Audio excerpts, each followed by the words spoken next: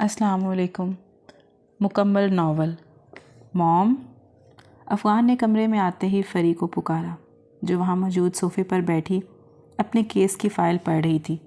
Free نے کوئی جواب نہیں دیا، محض خاموش رہی، اور افغان کو اپنی ماں کی یہی خاموشی چبھ رہی تھی۔ وہ زمین پر ان کے نزدیک بیٹھتے ان کی ٹانگوں پر سر رکھ گیا۔ 5 برس آپ سے دور رہا ہوں موم، اور اب جب واپسی ہوئی ہے تب آپ یوں خاموشی کی مار مار رہی ہیں، افغان نے شکوہ کیا۔ فری کتنی دیر تک بیٹے سے بیگانگی برتتی، فائل ٹیبل پر رکھتے انہوں نے محبت سے اس کے بالوں پر ہاتھ پھیرتے اس کی چوڑی پیشانی پر اپنے لب رکھے۔ ناراض نہیں ہوں بیٹا، لیکن مجھے تم سے یہ امید نہیں تھی کہ تم میری عافیہ کی جگہ کسی اور کو دے دو گے عفان، فری نے نم لہجے میں اس سے شکوہ کیا۔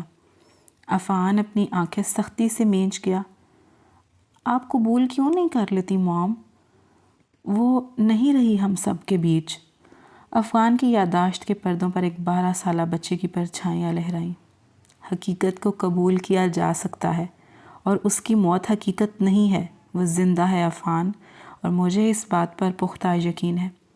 خیر، میں ڈھونڈ لوں گی اپنی بچی کو۔ فری کے لہجے میں سختی در آئی۔ عفان نے ان کی آنکھیں اپنی جانب موڑتے ہوئے ان کے ہاتھ اپنے ہاتھوں میں تھامے۔ تم نے یہ شام کی آنکھوں میں ڈر دیکھا جو تمہاری دوست کو دیکھتے ابھرا تھا؟ میں اپنے بھائی بہنوں پر ایک آنچ برداشت نہیں کر سکتی عفان۔ انہیں دکھ دینے والے کو نہ میں چیر پھاڑ کر رکھ دینے کی صلاحیت رکھتی ہوں۔ میں ان سب کو دکھ تکلیف میں نہیں دیکھ سکتی، اور جب میری ہی اولاد ان کی تکلیف کا باعث بنے تو میں کیا کروں؟ ایک طرف اولاد تو ایک طرف وہ بھائی جن کے لیے میں اپنی جان تک وار دوں۔ فری عفان کو دیکھتے نم لہجے میں کہہ رہی تھی، اور عفان اپنی ماں کی نم آنکھیں، نم لہجہ دیکھتے تڑپ اٹھا تھا۔ آپ اس گلٹ میں ہیں نا موم کہ وہ حادثہ آپ کی وجہ سے ہوا ہے؟ عفان کے سوال پر وہ اپنی نظریں اس سے چرا گئیں۔ آپ کی غلطی نہیں تھی موم، اس طرح مجھ سے نظریں مت چرائیں۔ عفان نے ان کا چہرہ ہاتھوں کے پیالے میں بھرتے سنجیدگی سے کہا۔ میری غلطی تھی عفان، میں اپنی غلطی پر پردہ نہیں ڈالوں گی۔ میری وجہ سے عافیہ یہ شام اور منہل سے دور ہو گئی، اور انشا، فری کہتے کہتے رو پڑی۔ عفان نے تڑپتے ہوئے انہیں اپنے سینے میں بھینجا۔ موم چپ ہو جائیں، اگر آپ کے خان صاحب نے دیکھ لیا نا یوں روتا ہوا تو میری شامت آ جائے گی۔ عفان نے فری کی پشت رب کرتے ہوئے انہیں چپ کروانے کی خاطر دلاور خان کا ذکر چھڑا، اور اس کی توقع کے عین مطابق فری روتے روتے ہنس اٹھی۔ واقعی تمہارے بابا کو میرے آنسو نہیں پسند، وہ کہتے ہیں انہیں فری دلاور خان مضبوطی اچھی لگتی ہے۔ فری نے اس سے دور ہوتے ہوئے اپنے آنسو صاف کرتے مسکراتے لہجے میں کہا، صرف انہیں ہی نہیں، ہم سب کو فری دلاور خان مضبوط ہی اچھی لگتی ہیں۔ عفان نے کہتے ہوئے ان کے ماتھے پر لب رکھے۔ فری آسودگی سے مسکرا دی۔ موم، کیا آپ میری خاطر اسے قبول نہیں کر سکتی؟ کیا آپ اس میں عافیہ کو نہیں ڈھونڈ سکتی؟ اور دیکھیں نا، عافیہ اور اس کی آنکھیں میل کھاتی ہیں، آپ اسے اپنی عافیہ نہیں سمجھ سکتی؟ ماں کا ہاتھ تھامے ان کی انگلیوں سے کھیلتے ہوئے اس نے سنجیدگی سے پوچھا۔ فری کوئی جواب نہیں دے پائیں۔ کیا دیتی؟ ان کے پاس جو جواب تھا وہ محض نفی تھا۔ چلتا ہوں، مجھے شہر جانا ہے، عفان انہیں خاموش دیکھتے ہوئے سنجیدگی سے کہتا زمین سے اٹھ کھڑا ہوا۔ باہر کی جانب قدم بڑھائے، جب فری کی پشت سے ابھرتی آواز پر وہ رکا۔ عفان، جانتے ہو، مجھے میری فری کی آنکھوں سے عشق تھا۔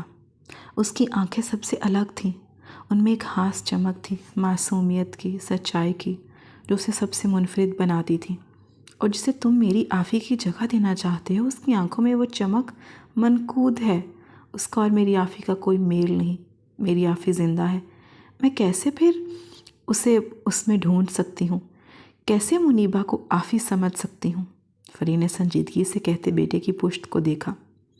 میں نہیں جانتی بیٹا تم نے اس سے شادی کا وعدہ کس صورتحال میں، کیوں اور کب کیا ہے، لیکن میں اس وعدے کو پورا نہیں ہونے دے سکتی۔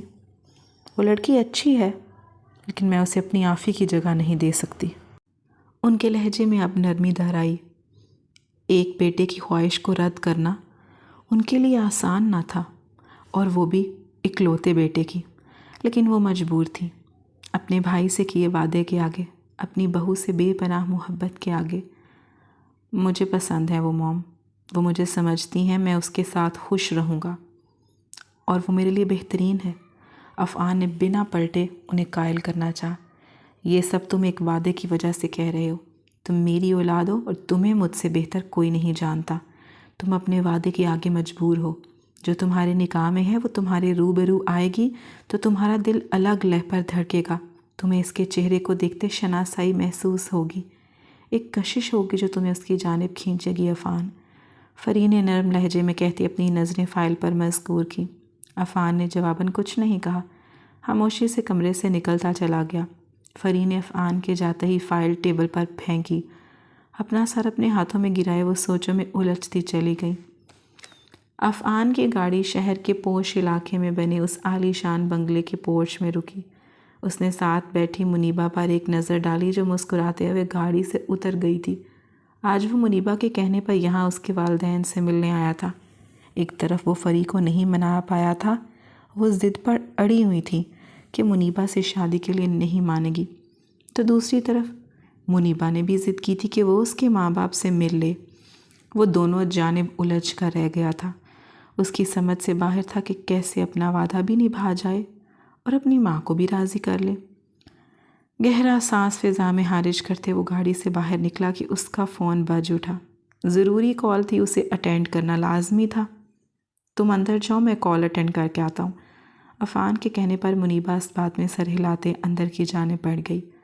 عفان کال اٹینڈ کرتا لان میں ایک طرف جا کر کھڑا ہو گیا۔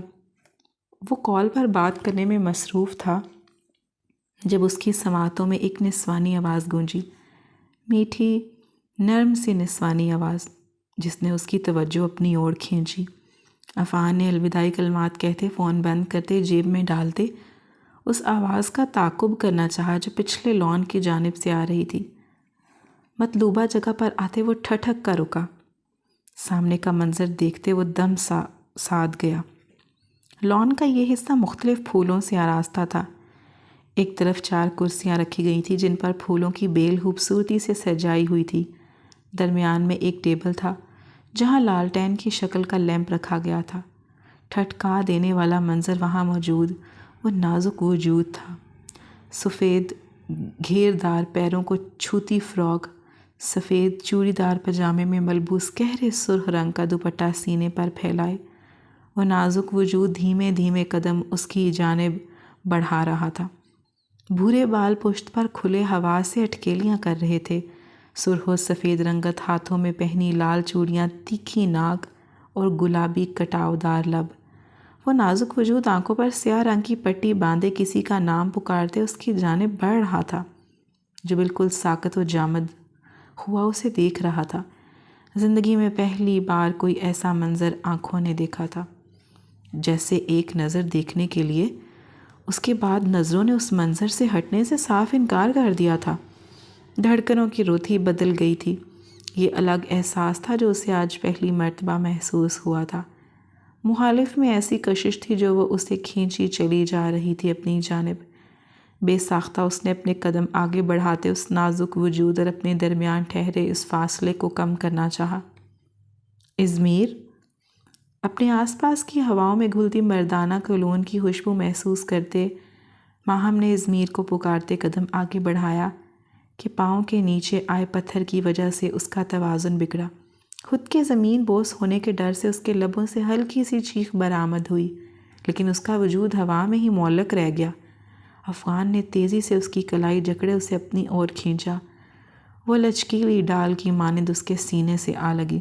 اس کے وجود سے اٹھتی مسحور کن خوشبو میں وہ بے اختیار گہرا سانس بھر گیا۔ اپنی تھوڑی پر پڑتی اس کی چھوٹی چھوٹی سانسوں کی گرمائش اسے بھلی لگی۔ سینے پر دھڑے اس کے ہاتھوں میں پہنی ان چوڑیوں کی کھنک نے خاموشی میں ارتعاش برپا کیا، اور عفان خان کو اس ساز کے آگے سب ساز و سر پھیکے محسوس ہوئے۔ وہ نہیں جانتا تھا کیا ہوا کیا نہیں، کیوں اس نازک وجود کو وہ بنا پلک جھپکائے دیکھے جا رہا ہے، کیوں یہ قریبی وجود میں سرور دوڑا گئی ہے۔ ایک سحر تھا جو اس کے گرد بندھ چکا تھا، ایک فسوں تھا جو وہ خود توڑنا نہیں چاہتا تھا۔ ازمیر، اپنے چہرے پر پڑتی گرم سانسوں کی لو جھلساتی سانسیں اپنے پہلو پر دہکتے ہاتھوں کا لمس محسوس کرتے ماہم سرخ چہرہ لیے منمنائی اور مخالف کے گرد پھیلا فسوں ایک جھٹکے سے توڑ گئی۔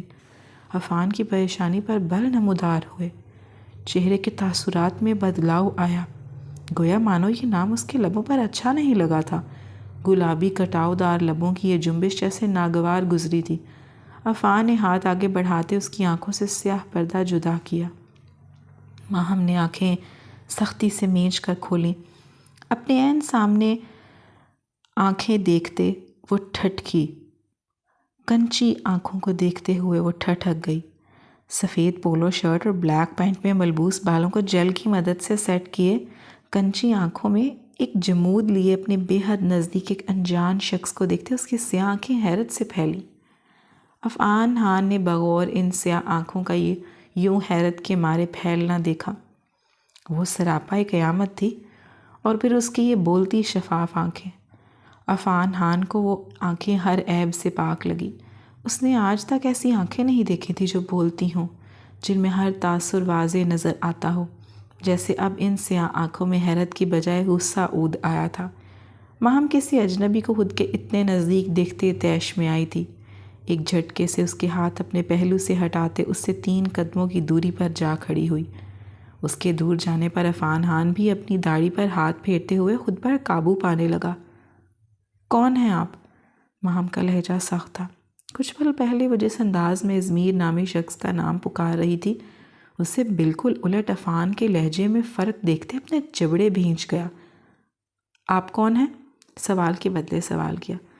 ماہم نے آبرو ریز کیے اس کی جانب دیکھا، جس کی نظریں اسے خائف کر رہی تھیں۔ عفان خان قاتل نگاہوں پر پہرا دیتی ان گھنی آبرو کی اس حرکت کو دیکھتے دل ہی دل میں مسکرایا۔ میرے ہی گھر میں کھڑے ہو کر آپ مجھ سے یہ سوال پوچھتے ہیں؟ جج نہیں رہے ہیں مسٹر؟ کون ہیں آپ؟ اندر کیسے آئے؟ ماہم کا بس نہیں چلا تھا۔ سامنے کھڑے شخص کا سر دیوار میں دے مارتی جو نہ جانے کہاں سے آیا تھا، اور اس کے اس قدر نزدیک کھڑا تھا، اور وہ بھی اسے ازمیر سمجھتے ہوئے اس کے پاس کھڑی شرما رہی تھی۔ ماہم کا دل کیا اس شخص کا بعد میں پہلے اپنا سر دیوار پر دے مارے۔ گزرے پل یاد آتا ہی اس کی رنگت سرخ ہو گئی۔ عفان اس کی سرخ پڑتی رنگت دیکھتے اپنے ہونٹوں پر ہاتھ پھیرتے اپنی مسکراہٹ چھپانے لگا۔ تنی سرخ آبرو چہرے پہ سجائے وہ شدید غصے میں اسے کیوٹ لگ رہی تھی۔ اس کا یہ انداز بھی گھائل کر دینے والا تھا۔ ماہم؟ عقب سے آتی مردانہ آواز سنتے عفان نے ذرا سی گردن موڑتے آنے والی شخصیت کو دیکھا۔ ماہم۔ زیر لب اس کا نام دوہرا۔ میر؟ ازمیر کو دیکھتے ماہم نے گھبراتے ہوئے اسے پکارا۔ کون ہیں آپ اور یہاں کیسے؟ ہاتھوں میں باکس تھامے ماہم کے پاس آتے اس نے سنجیدگی سے عفان کو دیکھتے استفسار کیا۔ وہ ماہم کو گفٹ دینا چاہتا تھا، اسی لیے اسے پچھلے لان میں لے آیا تھا اور ماہم کی آنکھوں پر پٹی بھی باندھ دی تھی، لیکن پھر اسے یاد آیا گفٹ تو اندر گھر میں ہی رہ گیا ہے۔ اسی سبب وہ ماہم کو اکیلا چھوڑتے گفٹ لینے چلا گیا تھا۔ جب واپسی ہوئی تو ماہم کے ساتھ ایک اجنبی کو دیکھتے پا کر وہ تیزی سے ماہم کی جانب آیا۔ یہ عفان ہے، میرا بوائے فرینڈ۔ عفان جو اس کے اور ماہم کے درمیان کم فاصلے کو چبھتی نگاہوں سے دیکھ رہا تھا، منیبا کی آواز پر اس کی جانب متوجہ ہوا، جو بلیک ٹخنوں تک آتے ٹاپ میں ملبوس تھی جو سلیو لیس تھا۔ بے ساختہ عفان نے ماہم اور اس کے لباس کا موازنہ کیا۔ منیبا کے بتانے پر ازمیر کے سخت تاثرات نرمی میں بدل بتا ماہم بھی منیبا کو دیکھتے مسکرا گئی۔ او، میں ازمیر۔ ازمیر نے مسکراتے ہوئے اپنا ہاتھ آگے بڑھایا جسے عفان نے سنجیدگی سے تھاما۔ چلو عفان، پاپا اور ماما انتظار کر رہے ہیں، منیبا نے کہتے عفان کا بازو تھاما، جبکہ ماہم سے ملنا اس نے گوارا ہی نہیں کیا تھا۔ ماہم کے لبوں پر ٹھہری مسکان سمٹی، جبکہ ازمیر نے بھی لب بھینچے اور منیبا کو دیکھا تھا، جو ماہم کو یوں نظر انداز کر گئی تھی جیسے وہ یہاں ہو ہی نہ۔ ماہم، یہ دیکھو تمہارا گفٹ، کھولو۔ ازمیر نے ماہم کو اداس دیکھتے ہوئے اسے اپنی جانب متوجہ کیا۔ منیبا نے ایک نظر اس پر ڈالی اور عفان کا ہاتھ پکڑتے اسے اپنے ساتھ لے کر پلٹ گئی۔ میری کتنی پیاری بلی ہے، میں کب سے ایک بلی پالنا چاہتی تھی، اور آپ یہ لے آئے میرے لیے۔ ماہم نے ازمیر کے کہنے پر باکس کھولا، لیکن اس میں سفید رنگ کی بلی کا بچہ دیکھتے وہ خوشی سے چیخ اٹھی۔ اداس چہرہ لمحوں میں کھل اٹھا اور یہی تو چاہیے تھا ازمیر کو، اس کی خوشی میں ہی تو ازمیر کی خوشی تھی۔ منیبا کے ساتھ آگے بڑھتے ہوئے عفان نے ماہم کی ہنستی آواز پر پلٹتے اسے دیکھا۔ وہ دونوں کسی بات پر ہنس رہے تھے اور نہ جانے کیوں عفان خان کو یہ منظر شدت سے چبھا تھا۔ یوں لگا دل کو کوئی ہاتھ میں تھامے اس میں سوئیاں چبھ ہو رہا ہے۔ جبڑے سختی سے بھینچے وہ چہرے کا رخ لے کر پلٹ گیا۔ بیٹا، آپ کے والدین بھی آپ کے ساتھ آئے ہوتے تو اچھا ہوتا، عارف صاحب نے سامنے صوفے پر بیٹھے عفان کو دیکھتے نرمی سے کہا۔ پٹھانی نقوش والا یہ وجیح لڑکا انہیں پسند تو آیا تھا، لیکن وہ اب بھی مکمل طور پر مطمئن نہیں ہو پائے تھے۔ موم اور ڈیڈ انشاءاللہ بہت جلد آئیں گے انکل، گاؤں میں کچھ ضروری کام تھے نا، اسی وجہ سے وہ نہیں آ پائے۔ عفان نے داڑھی پر ہاتھ پھیرتے ہوئے جھوٹ گھڑا، جبکہ نظریں متلاشی ہوئی بار بار بیرونی دروازے کی جانب اٹھ رہی تھی۔ انشاءاللہ، عارف صاحب نے سنجیدگی سے کہا۔ آگے کیا کرنے کا ارادہ ہے آپ کا بیٹا؟ سومیہ بیگم نے پوچھا۔ میں بزنس سنبھالوں گا آنٹی، ہمارا خاندانی بزنس ہے، وہی جوائن کرنا ہے، عفان نے سنجیدگی سے جواب دیا۔ وہ دونوں اس بات میں سر ہلا کے جب بیرونی دروازے سے ماہم ہاتھ میں بلی کا بچہ اٹھائے ازمیر کے ہمراہ اندر داخل ہوئی۔ عارف صاحب اپنی پیاری بیٹی کو اندر آتا دیکھ کر مسکراتے ہوئے اٹھ کھڑے ہوئے، جبکہ منیبا کے چہرے پر ناگواری چھائی۔ ماہم، بیٹا ادھر آئیں۔ عارف صاحب کے بلانے پر وہ ان کے پاس آتے ہوئے وہیں کھڑی ہوئی۔ بیٹا، یہ میری چھوٹی بیٹی ہے ماہم عارف، اور یہ میرے دوست کا بیٹا اور ماہم کا منگیتر۔ عارف صاحب نے ان دونوں کا تعارف کروایا۔ ان کے تعارف کروانے پر عفان کے گلے میں گلٹی ابھر کر معدوم ہوئی۔ بدن میں سوئیاں کیوں چبھتی ہوئی محسوس ہو رہی تھیں؟ اس کی سمجھ سے یہ باہر تھا۔ جی مل چکا ہوں میں، عفان نے زبردستی مسکرانے کی صحیح کرتے ہوئے جواب دیا۔ چلیں کھانا کھا لیتے ہیں، باقی باتیں ڈائننگ ٹیبل پر کر لیجیے گا۔ سومیہ بیگم کے کہنے پر وہ سب اس بات میں سر ہلاتے ہوئے ڈائننگ ٹیبل کی جانب بڑھے، جبکہ ماہم اپنی گود میں تھامے بلی کے بچے کو پیار کرنے میں مصروف تھی۔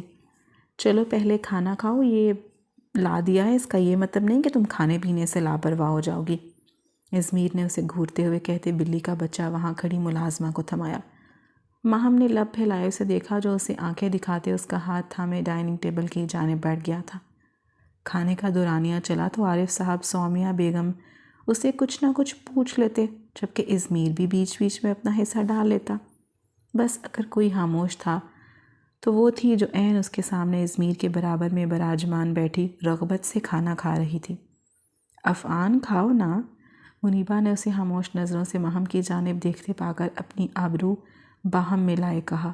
منیبا کے کہنے پر ماہم نے بھی نظریں اٹھاتے اسے دیکھا، لیکن اسے خود کی جانب دیکھتا پا کر وہ فوراً سے اپنی نظریں جھکا گئی۔ عفان بھی سر جھٹک کر کھانا کھانے کی جانب متوجہ ہو گیا۔ ازمیر آرام سے، یکدم ازمیر کو پھندا سا لگا، وہ زور آواز سے کھانستا اپنی جگہ سے اٹھ کھڑا ہوا۔ ماہم بھی اسے اپنی جگہ سے اٹھتا دیکھ کر فکر مندی سے اسے پکارنے لگی، ازمیر پانی پیے۔ وہ تیزی سے اس کی جانب پانی کا گلاس بڑھا گئی۔ عارف صاحب اور سومیہ بیگم بھی پریشان ہوئے تھے کیونکہ ازمیر کی کھانسی رکنے کا نام ہی نہیں لے رہی تھی۔ ماہم نے اسے فکر مندی سے دیکھتے اس کی پشت رب کی۔ جب اس کی نظر ازمیر کی پلیٹ میں رکھے فش سلائس پر پڑی۔ ازمیر، کیا کرتے ہیں آپ؟ کس نے کہا تھا فش کھانے کو؟ بیٹھے یہاں، یہ پانی پیئے۔ بابا دیکھیں نا، یہ مچھلی کھا گئے ہیں، وہ فکر مندی سے اس کی پشت تھپکتے فکر مند آواز میں اسے ڈپٹتے ہوئے کہتے صوفے پر بٹھاتے اس کے لبوں سے پانی کا گلاس لگا گئی۔ عارف صاحب اور سومیہ بیگم بھی ان کے پاس آ کھڑے ہوئے۔ ٹھیک ہو بیٹا تم؟ پانی پینے کے بعد وہ قدرے نارمل ہوا تو عارف صاحب نے پوچھا۔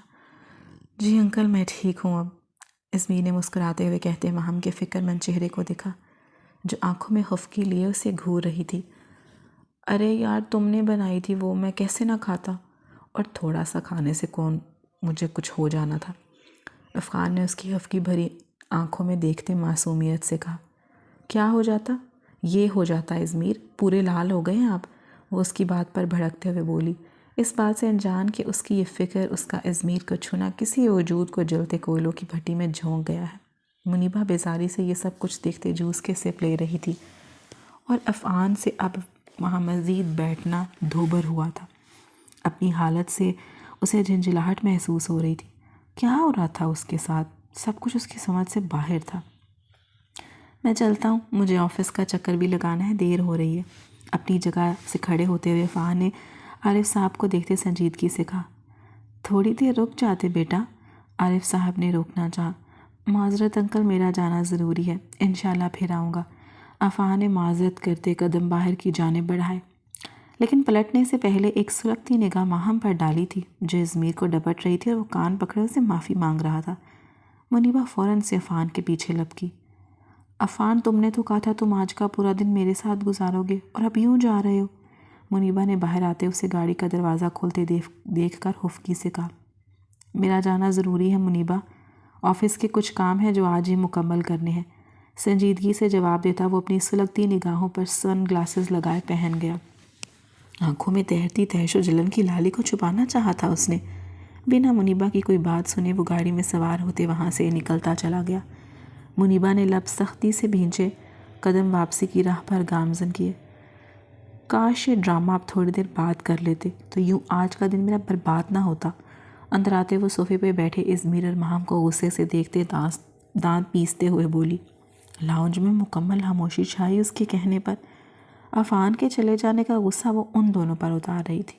منیبہ، عارف صاحب نے اسے ٹوکنا چاہا جب ماہم صوفے پر رکھا ان کا ہاتھ تھام گئی۔ منیبہ غصے سے ماہم کو دیکھتے اپنے کمرے کی جانب بڑھ گئی۔ میٹھا تو ہم نے کھایا ہی نہیں، چلو لڑکی کام پر لگو، میٹھا لے کر آؤ، اتنی کڑوی باتیں سنی ہیں تم سے، اب میٹھے کی اشد ضرورت ہے۔ ازمیر نے ماحول کی کثافت دور کرنے کی خاطر شوخ لہجے میں کہا۔ ماہم نے گھورتے ہوئے اسے دیکھا اور اپنی جگہ سے اٹھ کھڑی ہوئی۔ عارف صاحب اور سومیہ بیگم مسکرا اٹھے، جبکہ منیبہ کی اس حرکت پر وہ شرمندہ ہو گئے تھے۔ ان کی بیٹی اتنے سال باہر رہنے کے بعد بھی نہیں بدلی تھی۔ حسین، بورڈ آف ڈائریکٹرز کی میٹنگ ہے، میں وہاں جا رہا ہوں، تم انشا کو پک کر لینا یونی سے۔ اسد نے حسین کے آفس میں آتے تیزی سے کہا اور بنا اس کی بات سنے وہاں سے نکلتے چلے گئے۔ حسین نے لب بھینچے اپنے آفس کے بند دروازے کو دیکھا، جہاں سے وہ بنا اس کا جواب سنے اپنی کہتے چلے گئے تھے۔ ہاتھ میں تھامی فائل ٹیبل پر رکھتے اس نے گاڑی کی چابی اور موبائل اٹھاتے قدم باہر کی جانب بڑھائے۔ تقریباً 20 منٹ کی مسافت کے بعد اس کی گاڑی یوں ہی پارکنگ میں کھڑی تھی اور انشا کندھے پر بیگ درست کرتے پارکنگ میں آئی ان کی گاڑی کے سامنے رکی۔ اسے لگا اسے لینے اسد آئے ہوں گے، لیکن سامنے حسین کو گاڑی سے ٹیک لگائے کھڑا دیکھ کر اس کے بڑھتے قدم رکے۔ چہرے پر پڑتی دھوپ کے سبب اس کی سیاہ آنکھیں چمک رہی تھیں۔ تراشی ہوئی مونچھیں، داڑھی، 6 فٹ سے نکلتا قد، مغرور اور وجیح نقوش، وہ وجاہت کا منہ بولتا ثبوت تھا، لیکن جتنا خوبرو تھا اتنا ہی ظالم۔ حسین کو دیکھتے ہی اس کا دل سپیڈ پکڑ جاتا تھا۔ یکدم صبح اس کے کہیں گئے سفاک الفاظ یاد آئے۔ انشا اپنا سر جھٹک کر جھکا گئی۔ اپنی گاڑی کے دروازے سے ٹیک لگائے اس کی سیاہ آنکھیں انشا کے وجود پر ہی ٹکی تھیں۔ خود کو دیکھتے اس کا رک جانا اور پھر کچھ لمحے مخفیت سے دیکھ لینے کے بعد اس کا سر جھٹکنا، وہ اس کی ہر ادا بغور دیکھ رہا تھا۔ جھکا سر لیے انشا اس کے پاس آتے اس کے وجود کو نظر انداز کی گاڑی کا پچھلا دروازہ کھولنے لگی۔ اپنی نظر اندازی پر اسد کی آبرو تن اٹھی، ماتھے پر شکنوں کا جال بچھا۔ ڈرائیور نہیں ہوں تمہارا، آگے بیٹھو، حسین نے سخت لہجہ لیے طنزیہ انداز میں کہا۔ میں آگے نہیں بیٹھوں گی اور آپ وجہ سے بخوبی واقف ہیں، ہنوز سر جھکائے سنجیدگی سے جواب دیا۔ حسین نے جبڑے بھینچے اس کے جھکے سر کو دیکھا۔ حیرت ہے، محبت کا دم بھرنے والی یقین نہیں رکھتی اپنے محبوب پر۔ لہجے میں گہرا طنز اور کاٹ شامل تھی۔ محبت کا دم بھرنے والی آپ کے بقول ایک مریضہ بھی ہے، کہیں اپنے ڈر کے سبب ہوش و حواس نہ کھو بیٹھے تو آپ کہاں اٹھائیں گے میرے غیر ضروری وجود کا بوجھ؟ میں تو پھر مر جاؤں گی تب۔ آپ جیسے بے حس انسان کو فرق نہیں پڑے گا تب بھی۔ وہ اس وقت خود اذیتی کی انتہا پر تھی۔ جھکا سر اٹھائے زخمی نگاہوں سے حسین کو دیکھتے تلخی سے کہنے لگی۔ انشا کے کہنے پر شدید طیش کا الاؤ تھا جو اس کے بدن میں دہک اٹھا تھا۔ سیاہ آنکھوں میں غضب کی سرخی چھائی۔ حسین نے آس پاس نظریں گھمائیں۔ پارکنگ سنسان تھی، اس وقت ان کے علاوہ کوئی دوسرا وجود وہاں موجود نہ تھا۔ وہ پل کی دیر کیے بنا انشا کی کمر میں اپنا بازو حمائل کیے اس کے سانسوں کا گلا گھونٹ گیا۔ انشا اس کی گرفت میں جھٹ پٹا کر رہ گئی۔ کمزور وجود نے مزاحمت کرنی چاہی، لیکن وہ اس کی ہر مزاحمت کا دم توڑتے اس کے وجود کو اپنی سخت گرفت میں قید کر گیا۔ اس کی سانسوں سے اپنی سانسوں کو اچھی طرح مہکاتے وہ اس سے دوری بنا گیا۔ انشا نے گہرے سانس بھرتے گاڑی سے اپنی پشت آتے سرخ کندھاری رنگت لیے حسین کو دیکھا، جو آنکھوں میں تمثر لیے اسے دیکھتے، اس کے دائیں بائیں جانب اپنے ہاتھ رکھتے اسے اپنے حصار میں قید کر گیا۔ اسے حسین سے اس حرکت کی توقع نہیں تھی۔ شرم اس طرح غالب آئی تھی کہ اسے نظریں ملانا دو بھر ہوا تھا۔ وہ اپنا سرخ چہرہ جھکا گئی۔ تمہیں مرنے کا بہت شوق ہو رہا تھا نا؟ سوچا چھوٹا سا ٹریلر دکھا دوں۔ نشا کی ٹھوڑی تلے اپنی انگلی رکھتے، اس کا چہرہ اپنی مد مقابل کرتے، وہ سرد لہجے میں گویا ہوا، ذرا سی سانسیں روکی ہیں تمہاری اور تمہارا حال بے حال ہو گیا، اور باتیں کرتی ہوں مرنے کی۔ آئندہ یہ لفظ نہ میں تمہاری زبان سے نہ سنوں، ورنہ پھر جو ہوگا اس کی ذمہ دار فقط تم ہوگی۔ سخت لہجے میں اس کی نم آنکھوں میں اپنی آنکھیں گاڑے وارننگ دیتے حسین نے گاڑی کا دروازہ کھولا۔ کیسے رہیں جیسے مرنے سے بہت فرق پڑے گا، جلاد، وحشی درندے، ظالم جابر انسان۔ اپنے لبوں پر ابھی تک اس کے دہکتے لمس کو محسوس کرتے وہ اپنی شرم مٹانے کی خاطر اپنی آنکھوں کے کونے پر آئی نمی کو صاف کرتے گاڑی میں بیٹھی۔ ساتھ ساتھ اس کی بڑبڑاہٹ بھی جاری تھی، جو حسین کے کانوں سے مخفی نہ رہ سکی۔ مجھے لگتا ہے ٹریلر کافی نہیں تھا، پوری فلم دکھانے کی ضرورت تھی۔ حسین اس کا زمین کو چھوتا دوپٹہ اٹھاتے جھاڑتے ہوئے عام انداز میں کہتے، انشا کے لبوں پر کفر لگا گیا۔ وہ گڑبڑاتی ہوئی خاموش ہوئی۔ حسین نے دوپٹہ اس کی گود میں رکھتے دروازہ بند کیا۔ پلٹتے وقت لبوں پر ایک حسین مسکراہٹ نے محض کچھ پل کے لیے اپنی جھپ دکھائی۔ حسین کی گاڑی میں بیٹھتے ہی انشا نے اپنے ہاتھوں پر آیا پسینہ پہ دوپٹے سے صاف کیا۔ دل زوروں سے دھڑکنے لگا تھا۔ ماضی کی کچھ دردناک یادیں ذہن کے پردوں پر لہراتے اسے خوف زدہ کر رہی تھی۔ ان یادوں کو ذہن کے پردوں سے جھٹکنے کی کوشش کرتے وہ اپنے آپ کو کسی چیز میں مصروف کرنا چاہ رہی تھی، جب اسے اپنے ہاتھ پر ایک نرم گرم لمس محسوس ہوا۔ انشا جو اپنے بیگ میں سر دیے کتاب نکالنا چاہ رہی تھی کہ وہ کتاب پڑھتے اپنا دھیان بٹھا لے گی، اس گرفت پر چہرہ اٹھائے حسین کی جانب دیکھا، جو اس کا ہاتھ نرمی سے اپنی گرفت میں تھامے اپنی تھائی پر رکھ گیا تھا۔ یہ دلاسا تھا، تحفظ کا، احساس کا۔ نہ جانے کیا تھا، پر انشا کی توجہ ضرور بھٹکا گیا تھا۔ انشا کی نظریں اپنے ہاتھ پر ٹکی تھیں، جو اس کے مضبوط ہاتھ میں پورا آ سمایا تھا۔ انشا نے اپنا ہاتھ اس کی گرفت سے نکالنا چاہا، جب حسین نے سخت نظروں سے اسے گھور کر دیکھا۔ انشا نے پھر مزاحمت ہی ختم کر دی۔ وہ تو خود نہیں چاہتی تھی کہ حسین اس کا ہاتھ چھوڑے۔ حسین نے ہلکی سپیڈ میں گاڑی آگے بڑھائی۔ جانتا تھا برابر میں بیٹھی نازم اندام لڑکی گاڑی کی تیز سپیڈ سے خوف کھاتی ہے۔ تمام راستے حسین کی نظریں سامنے سڑک پر مرکوز رہیں، اور انشا کی نظروں کا مرکز اس کا ہُوبرو چہرہ۔ جاری ہے۔